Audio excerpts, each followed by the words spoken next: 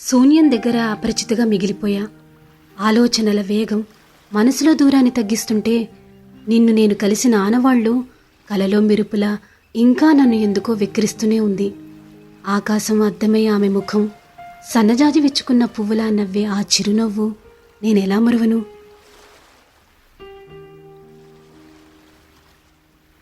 శబ్దమై గుండెల్లో మ్రోగుతూనే ఉన్నావు గుండె చప్పుడే.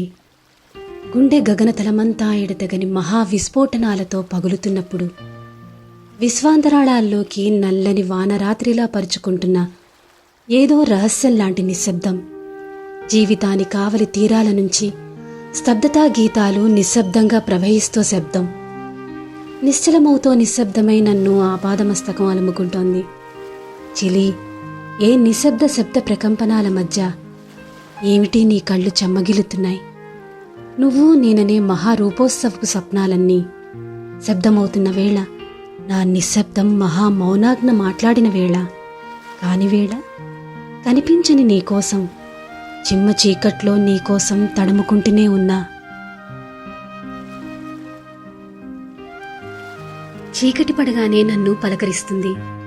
అప్పటిదాకా చుట్టూ జనాలను చూసి అందరూ ఉన్నారని మిడిసిపడతావేమో అని ఏమరపాటులోంచి చొరవగా బయటికి చొచ్చుకొస్తుంది.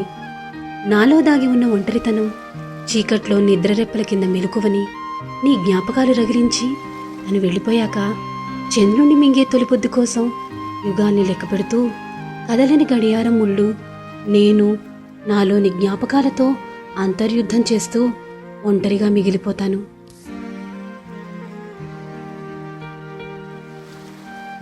అనుభవాలే కలలవుతాయో, కలలే అనుభవాలిస్తాయో.